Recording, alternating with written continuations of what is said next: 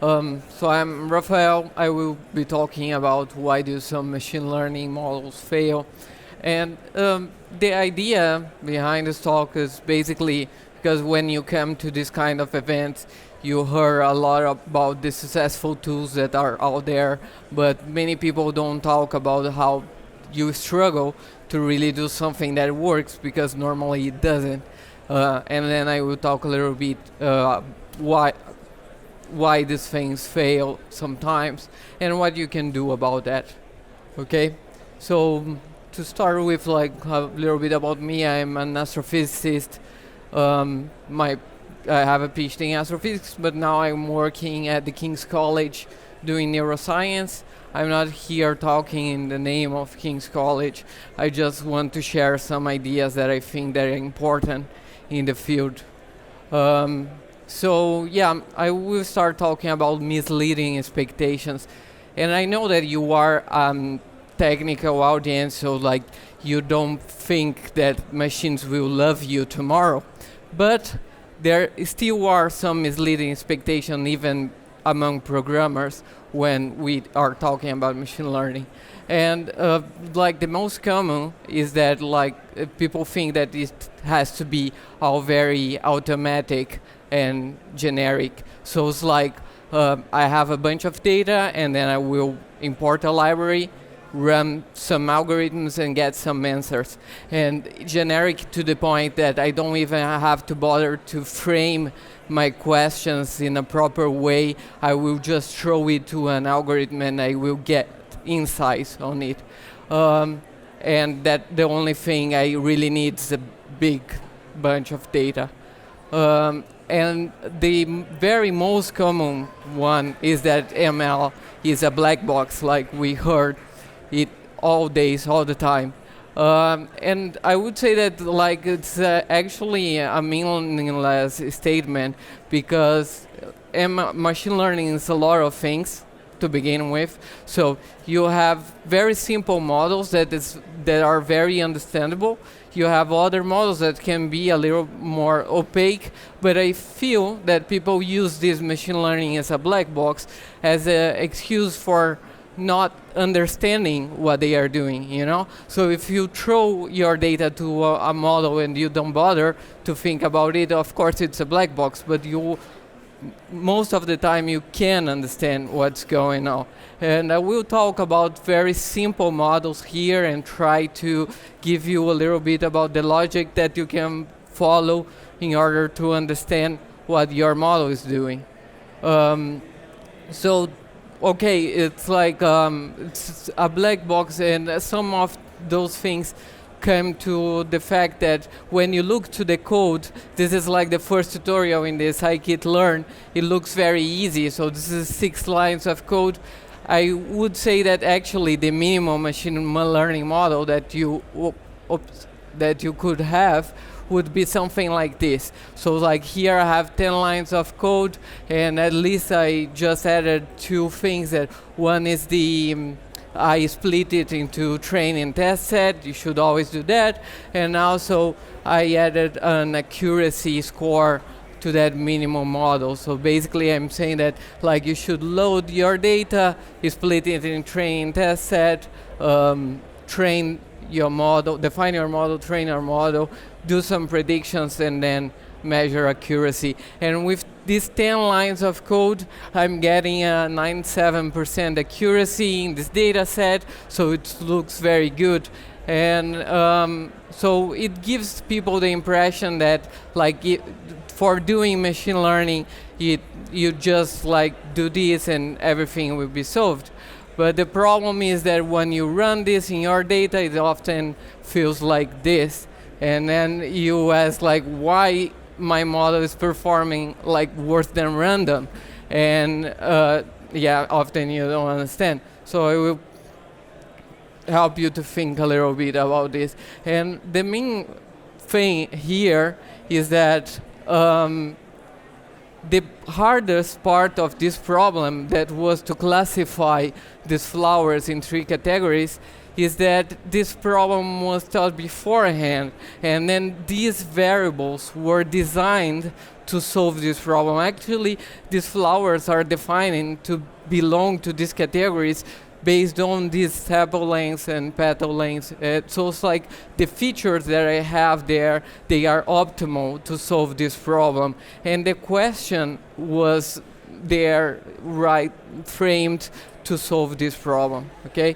So the hardest part is actually this, not like the 10 lines of code that you use to run this code.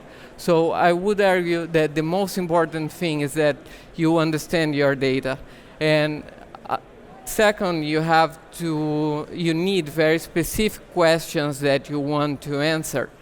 But only when you have your data in place and you really understand your data and you really understand your problem, you can think about the models. And this is a big thing because I see all the posts in the internet and the materials that's going around that people are using to learn machine learning, and they focus a lot in the models. And I even heard people saying like, you should never use this model because this model is too bad, you know?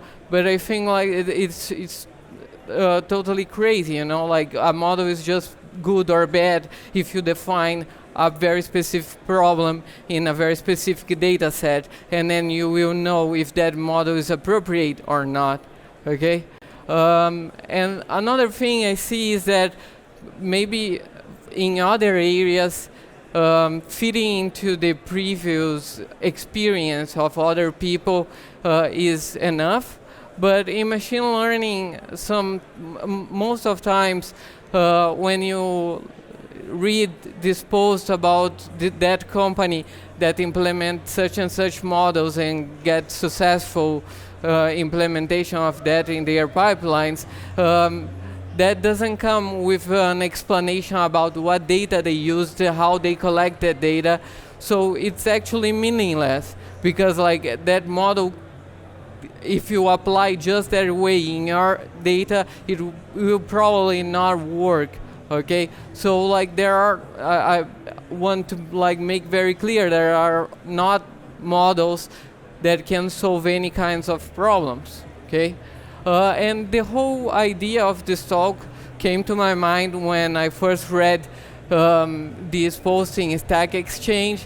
That this person is basically saying about Kmeans, that's an unsupervised learning model, saying that okay, I understand how K-means works, and it basically just minimizes the sum of square errors.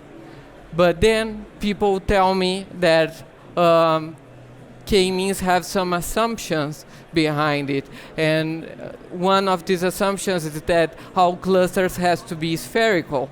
Another assumption is that the clusters in my data have to be balanced. They have to be like most of the same number of objects in each cluster, or approximately the same number of objects. And this person say, I don't understand why that's the case, because I'm just defining a number of clusters and minimizing the sum of error squares. And just for you to understand what Kmeans does, here I have to the left these cloud of dots, so you look to that and you see I have 3 classes there, so I will try to apply K-means with 3 clusters there. And when you apply the model, what it does is just here, it randomly selects 3 objects in that sample and define them as like the first guess of the center of each cluster, and then it assign each other points in your sample to the nearest center of the cluster, okay? And then when you have them assigned, you take the mean and you redefine the center. You repeat these 2 steps again and again until it converges to point F. So we would say like, where is there the assumption that these clusters has to be spherical? You are just like measuring distances and calculating means. You are not assuming anything is spherical. But you think about it, if the metric that you are using to measure distances is the Euclidean distance, then Euclidean distance is spherically symmetric. And then you are assuming everything is spherically symmetric in your data set. Another thing is like why the number of dots have to be similar in each of the cluster. It's because you are doing means, and when you do the mean, you divide it by the number of objects in the cluster. And then if you have two different, very different number of objects, it will distort where the centers are. Okay, so these assumptions are there. They are not explicitly there. So you have to think a little bit and understand what's going on in order to understand why your model is failing. Okay, and the best answer for this question, it doesn't really tackle this explanation. It gives more reasons why you should not use K-means.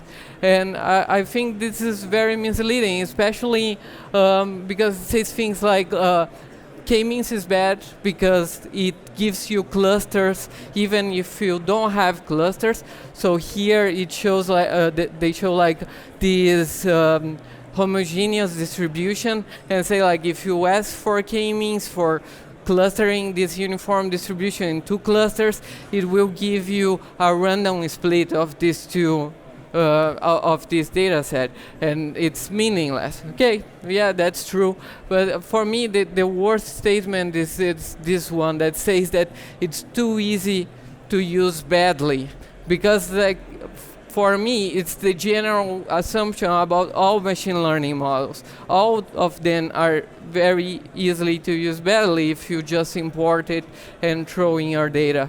Okay. So again, this person says like if K-means is bad because it always gives you some cluster even when there is no cluster. But it's like saying linear regression is bad because it always gives you a line, you know?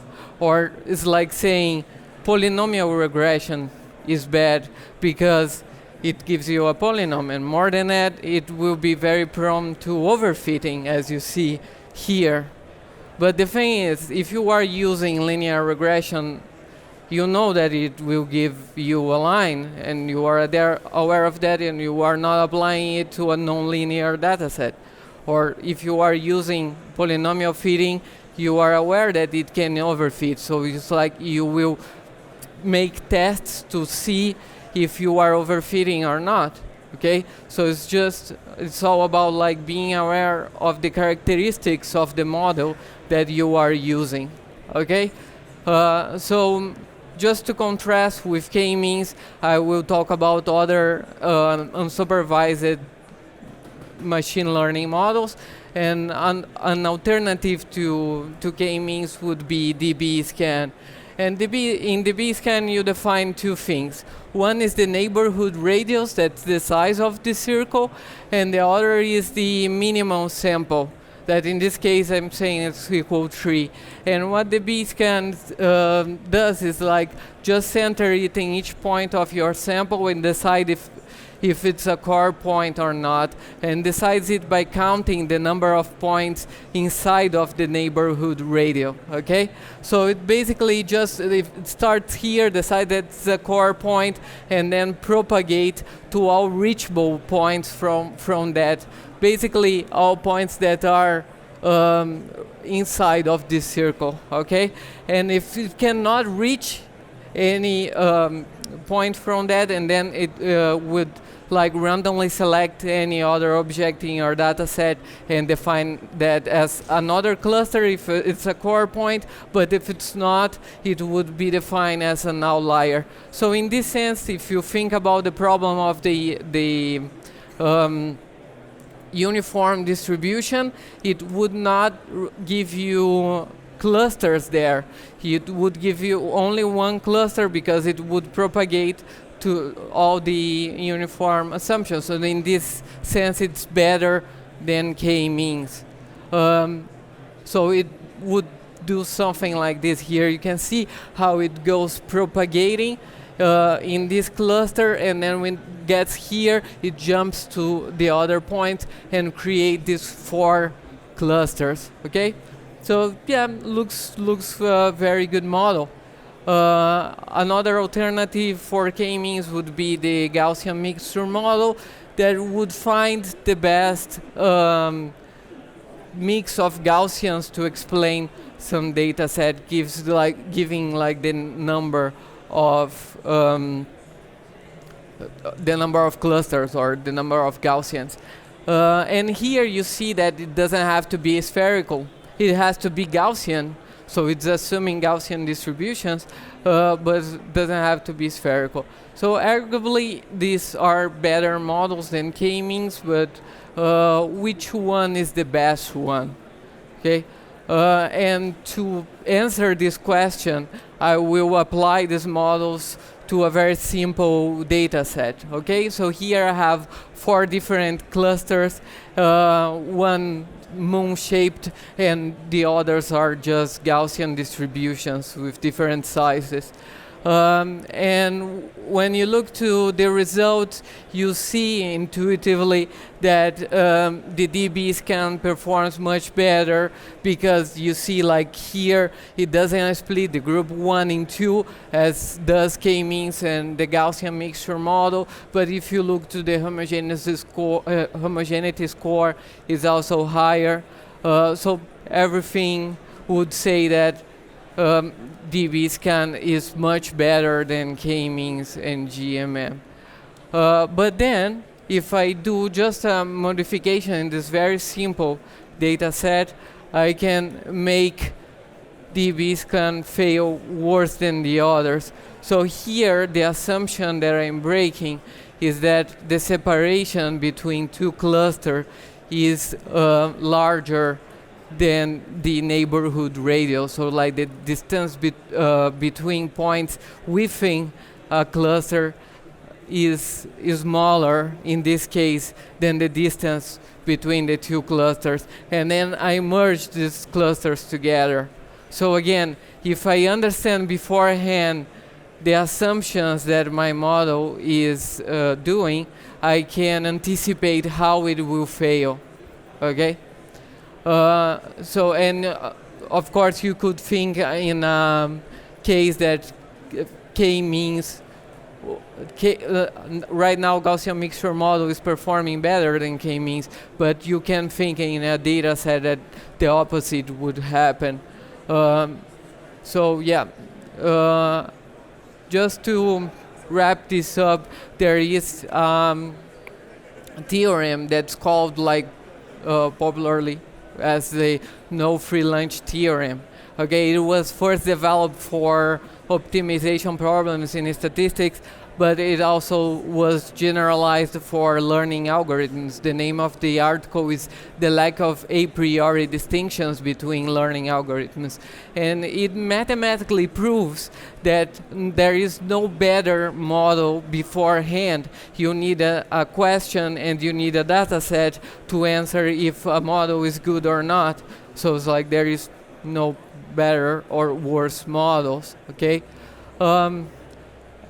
Another thing that I would like to invite you to think is that when you get a data set, before doing any machine learning, you should do some statistics. You should compare your samples and see if you have information there or not, even before applying anything. So here, for example, I have these 2 distributions, the red and the blue, and if you test this with the Kolmogorov-Smirnov test that basically tests, gives you like the probability of these 2 distributions coming from the very same statistical distribution, it will give that like these distributions are slightly different, so they have like a 4% chance to be generated from the same distribution. Okay, and as you see, they overlap a lot. But then, if you take like distributions that are most separated from each other, you see that your p-value in the key, the Kolmogorov-Smirnov test drops to 10 to the minus 14. Okay, so like you can actually know if you have like two classes that are meaningfully different under the data that you have, under the features that you are trying to measure. So this Kolmogorov-Smirnov test is a unidimensional test, but you have things like as the Kramer test that can generalize this for any dimensions. And then you can compare your classes before trying any classifier and seeing if it's reasonable to classify that using those variables. Okay. Another thing is the silhouette score, for example, and here you see that like samples that overlap a lot have like a very low silhouette score, but then when you get then like more and more separated, you see that your silhouette score increases a lot. So if you have, again, a data set that is labeled, you can test with the silhouette score and see if under those features they are separable. So yeah. Another thing is like I always recommend that people learn about these dummy classifiers. They are available in scikit-learn as they were any other model. So for example, the dummy classifier will give you a random split of your data. So it will randomly assign the subjects that you are trying to classify in any of your classes, and then you can compare the metrics of your model with a random classification.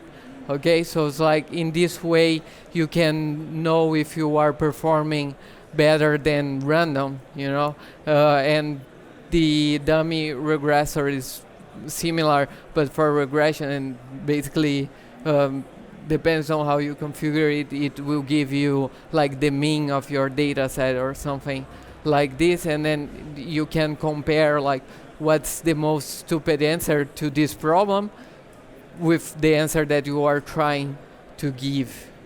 Okay, just to finish, I will talk about what we are doing at the King's College. We are developing Neurofine, that's a tool that basically we receive MRI scans, so images of the brain of the patients, and then we, like doctors would upload the image of the brain of their patient, and we give like a report saying like this brain is an outlier, so it's like it's very different from the common population, and because it's different because it has these areas affected. And also we provide a comparison with other different types of disease, and also another important index that is we measure the age of the brain of the person and compare it with the real age, and this is like a biomarker that indicates if people have some problem. So for example, in Alzheimer's, you would see that the age of the brain decays very fastly. So a person with Alzheimer, he or she, her or him's brain will look like much older if they have this kind of disease. Okay, so this just to say like putting something like this in place is it takes a lot of effort, and we have a lot of statistics and machine learning models, different things combined together to do these things. So it's not something that you can do just throwing 10 lines of code there. To finish, we are launching this month this book, Machine Learning Methods and Application to Brain Disorder. It's a collective effort from many researchers. I wrote one of the chapters, and I'm co-author of some of them. But there are a lot of different researchers that worked on it, and it's basically to bridge the gap between people that came from like health science to the machine learning world, you know. So it's like if you know people in that background, give the book to them. Okay, so just the takeaways. So there is, I want to state again, there is no bad or good models. It depends a lot in what you are doing and what you are trying to do. Be aware of the assumptions behind the models. Every model have a lot of assumptions behind them and a lot of decisions that you have to make. So when you decide what kind of metric you use, you are making some assumptions about your model. So be aware of them. Really know your data. Use statistics and data visualization to know it. And never quit thinking, you know, because it's not because something worked in the past that it will keep working in the future. When you deploy your model, problems will happen, and the only way of you to understanding why you having your model failing is if you really understand what is going on. So it's like, I know that machine learning is becoming easier and easier. We saw today like tools that you can just drag and drop, click on things, and you have your machine learning model in place. That's great, but you really need to think about what you're doing, what those models are doing. Okay, that's it. Thank you. You can find me here in any social media that you would like.